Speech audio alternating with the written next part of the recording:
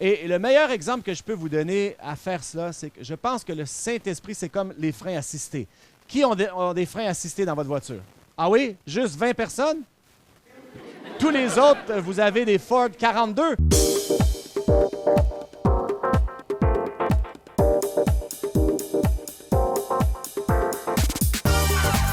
Bienvenue à l'Église du Rocher de Winnipeg.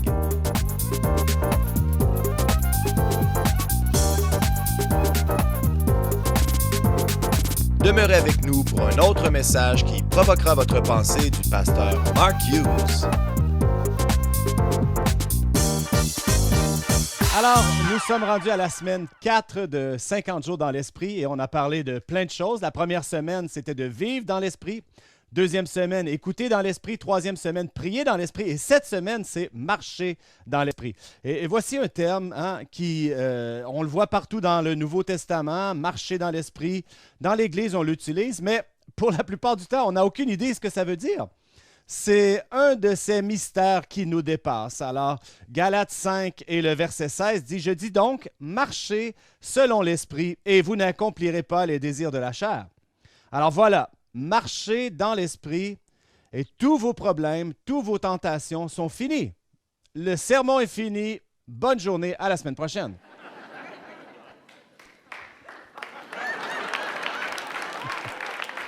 D'accord, je vous vois applaudir, mais pourquoi ne partez-vous pas? Parce que vous ne croyez pas que j'ai fini. Peut-être que j'ai besoin d'un peu plus d'informations. Alors, je vous en donne, mais peut-être que ça va vous coûter 1 heure de plus. Alors, voilà, verset 17. Car la chair a des désirs contraires à ceux de l'esprit et l'esprit a des contraires à ceux de la chair. Ils sont opposés entre eux afin que vous ne fassiez point ce que vous voudriez. Mais si vous êtes conduits par l'esprit, vous n'êtes point sous la loi. Or, les œuvres de la chair sont évidentes. Ce sont la débauche, l'impureté, le dérèglement, l'idolâtrie, la magie, les rivalités, les querelles, les jalousies, les animosités, les disputes, les divisions, les sectes, l'envie, l'ivrognerie, les excès de table et les choses semblables. Qu'est-ce que les choses semblables veulent dire? Ça veut dire, ce n'est pas une liste exhaustive et si vous n'avez pas retrouvé votre problème, eh bien, il est là quand même. Personne n'est épargné. Alors, les choses semblables, ce que je vous ai dit d'avance, comme je l'ai déjà dit, de ceux qui commettent de telles choses n'hériteront point le royaume de Dieu. Wow, c'est difficile comme langage, mais le fruit de l'esprit, c'est l'amour, la joie, la paix, la patience, la bonté, la bienveillance, la foi, la douceur, la maîtrise de soi. Et la loi n'est pas contre ces choses. Ceux qui sont à Jésus-Christ ont crucifié la chair avec ses passions et ses désirs. Si nous vivons par l'Esprit, marchons aussi par l'Esprit. Alors, ce que Paul nous dit ici, c'est qu'il juxtapose les œuvres de la chair et le fruit de l'Esprit et ils se tiennent contraires les uns des autres. Et il nous dit, ils sont contraires les uns des autres. Et si vous faites le fruit de l'Esprit, vous ne ferez pas les œuvres de la chair. Et lorsqu'on regarde cette liste, et les œuvres de la chair, la liste est longue. On parle de 18 choses et les choses semblables. Mais on n'a pas besoin de les expliquer. Nous les connaissons et nous savons ce qu'ils veulent dire. Vous savez ce qu'est l'adultère, vous savez ce qu'est la débauche, vous savez, toutes ces choses, vous les connaissez. L'envie, la jalousie, vous les connaissez, donc je n'ai pas besoin de les expliquer. Mais vous connaissez aussi ce qu'est le fruit de l'esprit. Vous connaissez l'amour, la joie, la paix, la patience. Vous comprenez ces choses. Rien de cela n'a besoin d'être expliqué. Mais lorsqu'on regarde, on réalise ce qu'il dit. Il dit, si vous voulez être libre des œuvres de la chair, ce que vous devez vraiment faire, c'est de vivre dans le fruit de l'esprit. Et il dit, celui qui marche dans l'esprit n'accomplira pas les désirs de la chair. Donc, c'est une de ces choses où, au lieu de maudire les ténèbres, on allume une allumette ou une lumière. Alors, au lieu de focuser sur quoi ne pas faire, focusons sur ce que l'on doit faire. Et si on focus sur le fruit de l'esprit, les autres choses diminueront. Alors, voici ce qui arrive. Lorsque le Saint-Esprit vient, lorsque le Saint-Esprit agit, il devrait transformer les gens. Le Saint-Esprit peut faire plus en quelques semaines ou quelques mois que nous pourrions faire en toute une vie avec du counseling et du travail social. Et c'est ce que nous cherchons vraiment.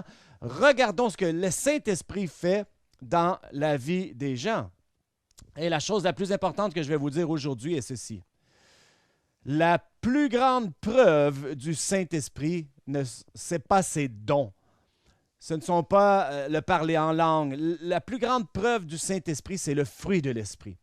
Et ne cherchez pas plus loin que dans Matthieu 7, le verset 20, Jésus nous dit « C'est donc à leurs fruits que vous les reconnaîtrez. » Et ensuite, il continue à dire, ils disent « Ceux qui me disent « Seigneur, Seigneur » n'entreront pas tous dans le royaume. Plusieurs me diront « N'avons-nous pas prophétisé par ton nom? N'avons-nous pas chassé les démons par ton nom? » Et je leur dirai ouvertement « Je ne vous ai jamais connus. Retirez-vous de moi. » Est-ce que vous avez entendu ça? Jésus dit « Peu importe vos dons. Peu importe si vous avez réussi à obtenir la puissance de Dieu, si vous n'avez pas changé, si vous n'avez pas le fruit de l'Esprit en vous, si vous n'avez pas été changé de l'intérieur, le fruit de la repentance et je ne vous connais pas, alors vous n'avez pas de relation avec Dieu. Et vous savez, nous, on est un peu confus. 1 Corinthiens 13, vous savez, Paul dit « Quand je parlerai les langues des hommes et des anges, si je n'ai pas l'amour, je suis un airain qui résonne, une cymbale qui retentit. Et quand j'aurai le don de prophétie, la science de tous les mystères et toute la connaissance, et quand j'aurai même la foi à transporter des montagnes, si je n'ai pas l'amour, je ne suis rien. » Peu importe si vous avez tous les 9 dons de l'Esprit, Paul dit, peu importe si vous avez tous les dons de l'Esprit, si vous n'avez pas le fruit de l'Esprit, vous n'êtes rien. Et l'amour, est-ce que c'est un fruit? C'est le numéro 1. C'est le fruit numéro 1 sur la liste. Si tu n'as pas l'amour, tu n'as rien. Et souvent, nous faisons cette erreur et on pense que lorsque les gens utilisent les dons, c'est un signe qu'ils ont la faveur de Dieu. Et ce n'est pas vrai. C'est un cadeau. Ce n'est pas une récompense. Je ne sais pas si vous connaissez Ted Haggard. Il avait à Colorado Springs une grande église. Il a été 22 ans là. Il y avait 14 000 personnes dans son église. Il y a beaucoup de livres. J'ai ces livres dans ma bibliothèque. Excellent prédicateur. Et en 2006, on a découvert qu'il fréquentait des prostituées mâles. Et ensuite, on a su qu'il était impliqué avec des jeunes hommes d'une façon inappropriée. C'était une histoire terrible et tout s'est écroulé, mais où les gens étaient confus, c'est qu'ils se disaient comment est-ce que Dieu peut utiliser cet homme pendant qu'il bataillait ses démons dans sa vie personnelle, un excellent prédicateur. On ne peut rien enlever de ce qu'il avait, mais ça revient à mon point. C'était un don et non pas une récompense. Donc, ce n'est pas parce que Dieu utilise quelqu'un, ne faites pas l'erreur qu'ils ont la faveur de Dieu. Ça ne fait aucun sens pour moi, vous me dites, Pasteur Marc. Eh bien, on a dans la parole de Dieu, déjà, on a un exemple avec Samson.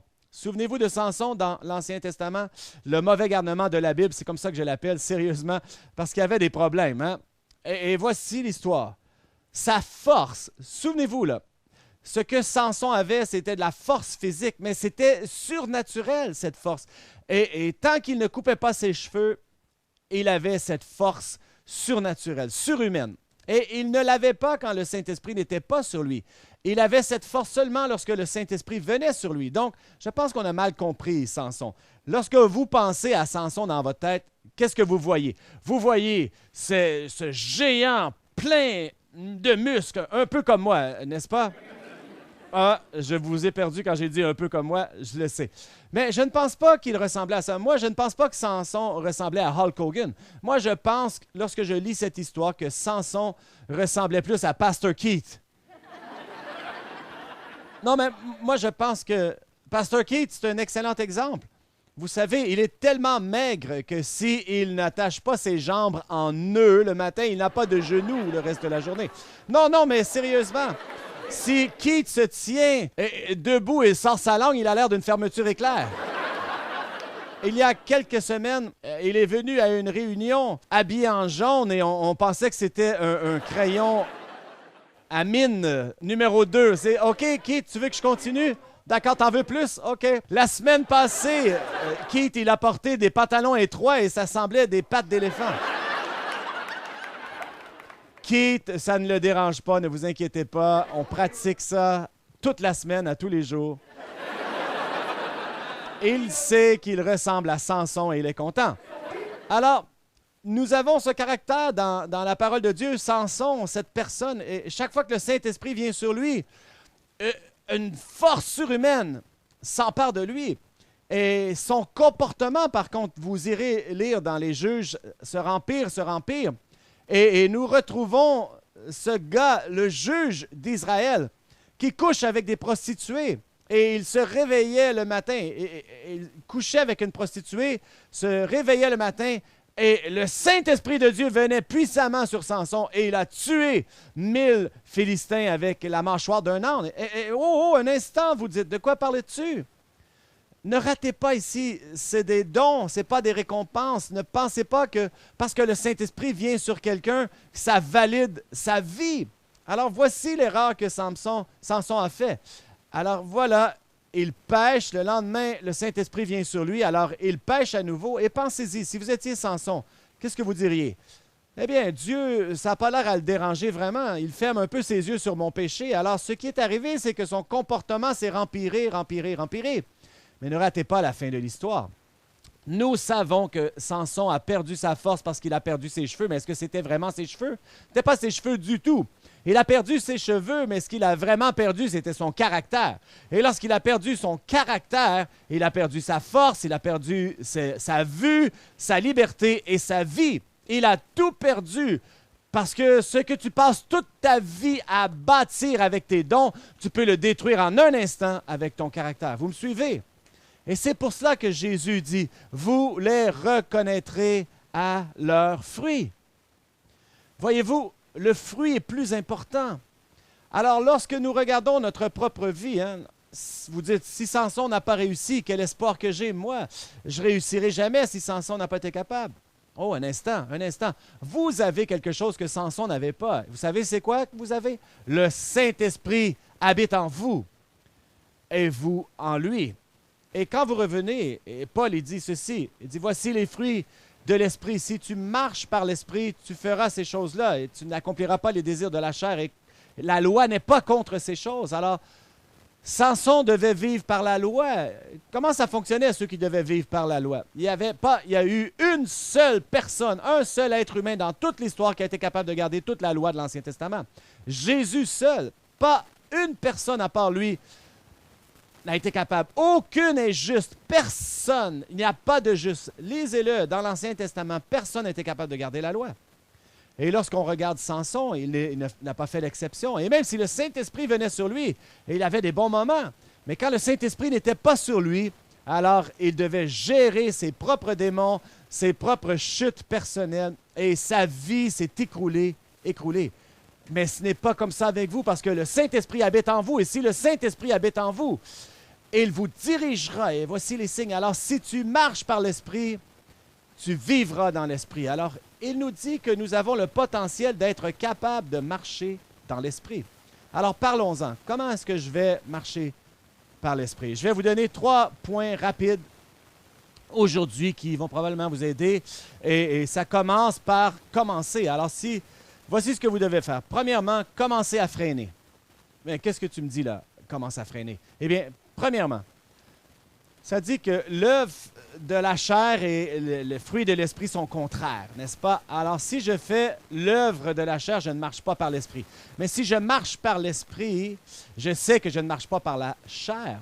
Alors, le problème est celui-ci. La plupart du temps, nous marchons dans la chair. Et la Bible nous le dit. Nous marchons selon le cours de ce monde et les choses du monde. Alors, nous voilà ici. Et la première chose qu'on doit faire et décider, c'est de commencer à freiner. Et le meilleur exemple que je peux vous donner à faire cela, c'est que je pense que le Saint-Esprit, c'est comme les freins assistés. Qui ont des freins assistés dans votre voiture? Ah oui? Juste 20 personnes? Tous les autres, vous avez des Ford 42. Combien ici vous avez les freins assistés, là, les power brakes? Dites-le moi. Bon, bravo, la moitié. Qu'est-ce que l'autre moitié? Hein? Je ne sais pas, vous êtes en vélo. Mais de toute façon, vous avez des freins assistés sur votre voiture. Et voici ce qui arrive. Quand vous décidez d'appuyer sur les freins, la voiture arrête. Alors, une question piège. Qui arrête la voiture? Vous arrêtez la voiture ou les freins arrêtent la voiture? Vous? Non, c'était pas vous, c'était les freins. C'est les freins. Vous n'êtes pas Fred Flintstone. Fred Flintstone arrêtait sa voiture avec ses pieds. Vous n'allez pas arrêter une voiture de 2000 kilos avec... Non, c'est les freins qui arrêtent la voiture. Ce que vous faites, c'est que vous décidez de commencer à freiner. Et c'est tellement facile. Vous avez la partie facile à faire. Tout ce que vous devez faire, c'est de commencer à freiner et la voiture arrête. Vous savez, ce qui arrive, c'est que les freins assistés arrêtent cette voiture, peu importe à la vitesse que vous allez. C'est la même chose avec le Saint-Esprit. Il ne va pas vous arrêter. Et il ne va pas arriver et vous arrêter. Alors, si vous vous en allez dans cette direction, vous dites « Ah, ben, je ne veux pas m'en aller. Je m'en vais quand même. Il n'y a rien que je peux faire. » Le Saint-Esprit ne va pas vous arrêter. « Ah, s'il veut m'arrêter, il peut m'arrêter. » Non! Vous devez commencer à freiner. Mais quand vous freinez, le Saint-Esprit vient et là, vous allez voir, vous allez être étonné de ce qui va se passer dans votre vie. Il y a une femme dans notre église, je vais l'appeler JJ. JJ était vraiment une alcoolique sans espoir, toute sa vie adulte. Et quand je parle d'alcoolique sans espoir, là, souvent elle s'écroulait la nuit. Et elle a dit, après 40 ans d'être ivre, elle s'est évanouie sur son plancher de la cuisine et ce n'était pas la première fois. Et elle s'est réveillée. Elle s'est réveillée sur son plancher, et réalisant qu'elle avait passé toute la nuit sur le plancher. Et lorsqu'elle s'est réveillée, elle a dit à Dieu, « Je ne peux plus vivre comme ça. Je dois arrêter. » Et elle a pris cette décision. Et c'est ça de commencer à freiner. Elle a pris la décision qu'elle ne voulait plus vivre comme ça. Elle s'est levée, elle est allée sur son divan, elle a pris la Bible, elle a ouvert la Bible et elle a passé le reste de la journée à lire sa Bible et de prier et de dire « Dieu, j'ai besoin de ton aide. Je ne peux plus faire ça. Je ne suis pas capable de moi-même. J'ai essayé. » Mais ce jour-là, il y a 11 ans, elle a été miraculeusement délivrée de l'alcool et elle n'a pas touché une goutte d'alcool depuis 11 ans parce qu'elle a appuyé sur les freins. Et je connais plein de gens ici, là. Vous dites, j'aimerais ça la rencontrer, mais vous la connaissez tous.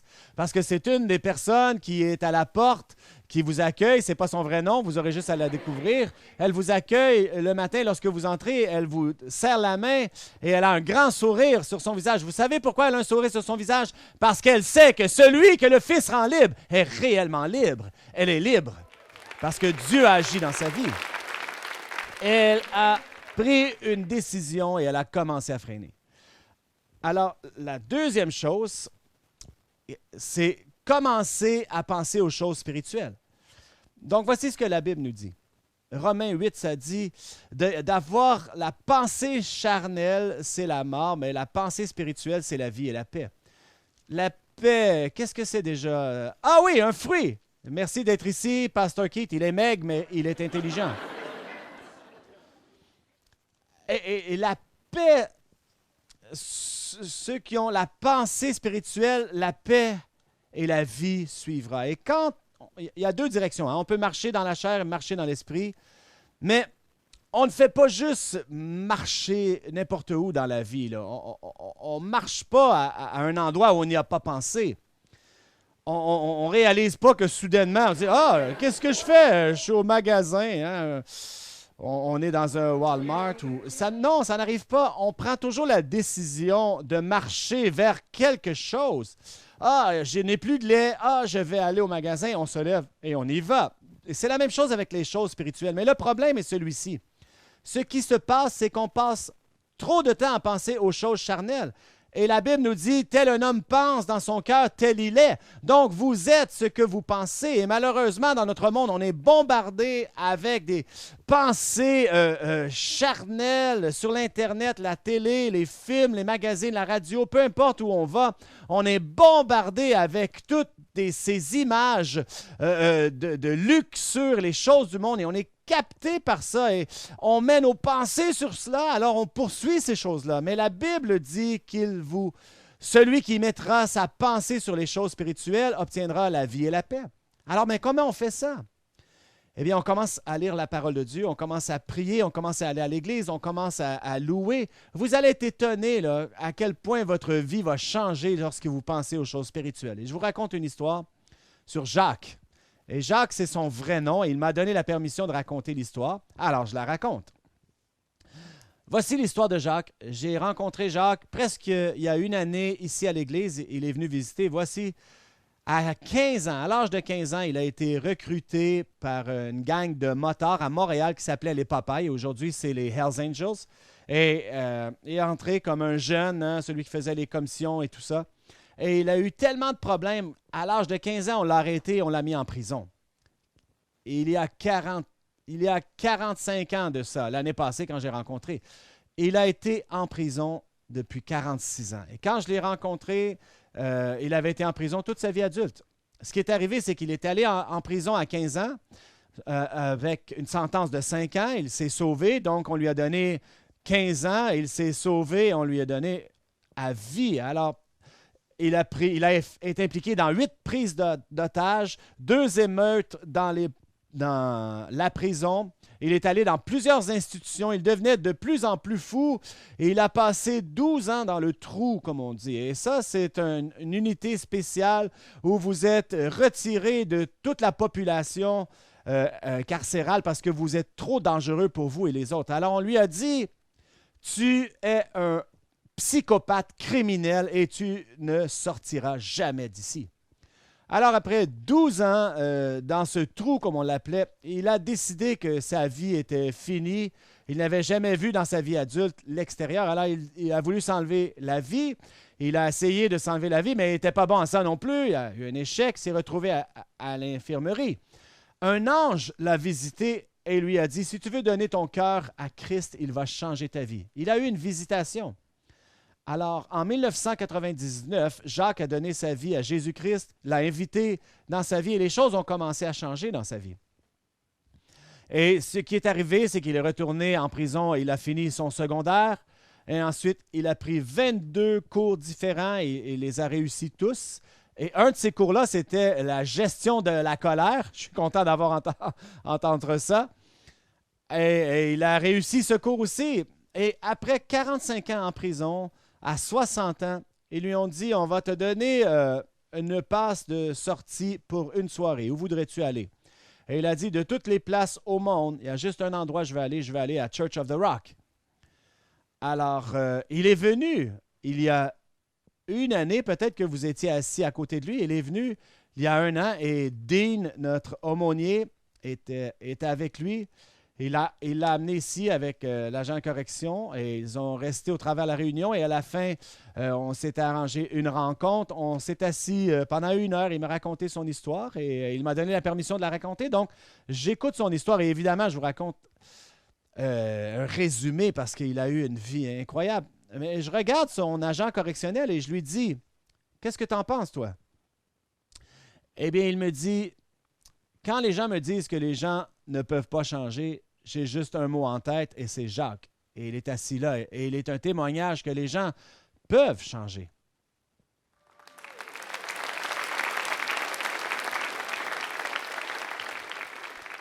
Alors Jacques a passé plusieurs années à étudier la parole de Dieu, prier.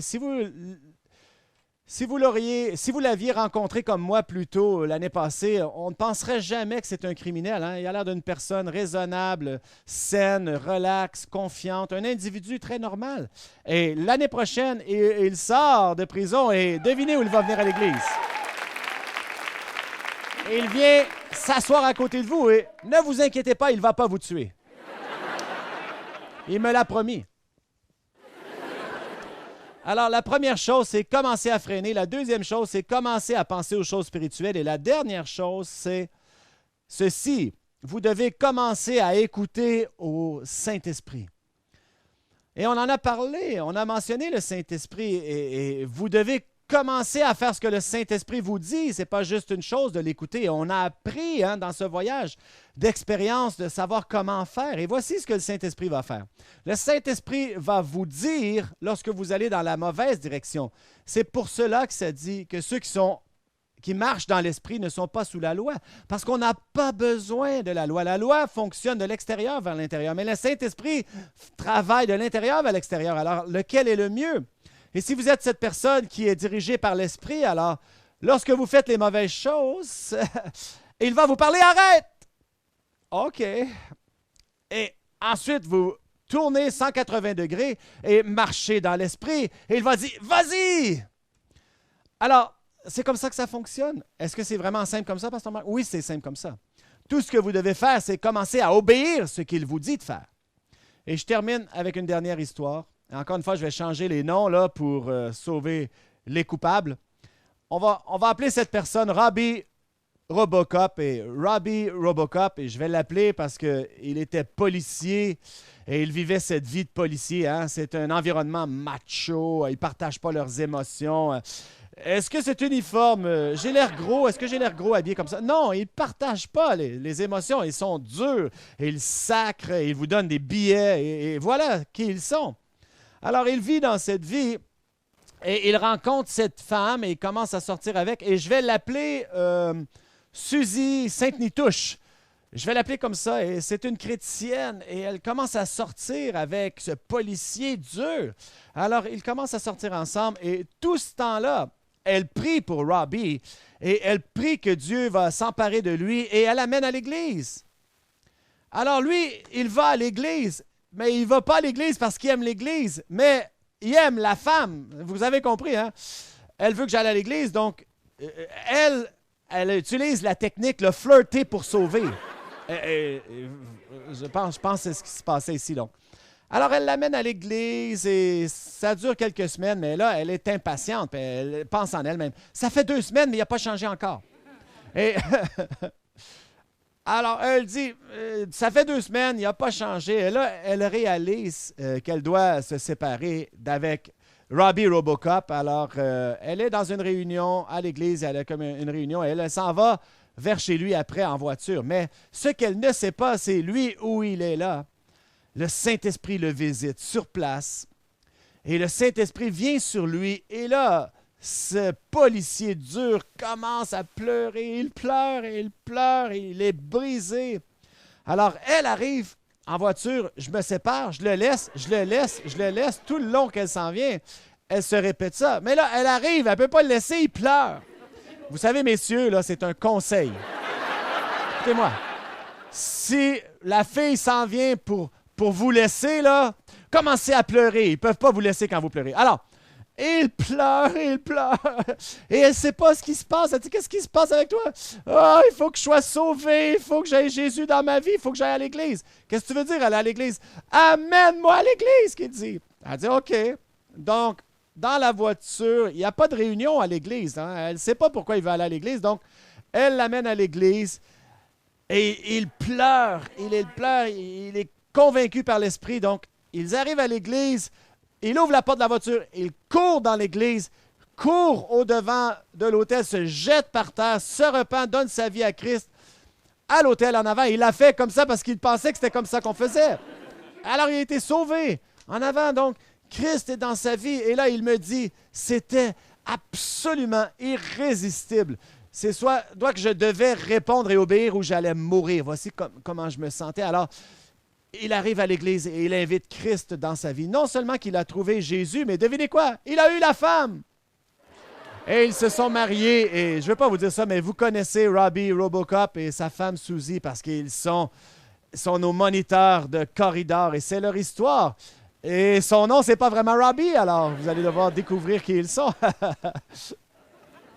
Alors, si on veut marcher dans l'esprit, on n'accomplira pas les désirs de la chair. Et comment on fait ça? Bien, on commence à freiner, on commence à mettre nos pensées sur les choses spirituelles et on commence à écouter au Saint-Esprit. Si vous faites cela, vous allez devenir la personne que Christ veut que vous deveniez, la personne qui a le caractère de Christ vivant en vous parce que c'est le fruit de l'Esprit.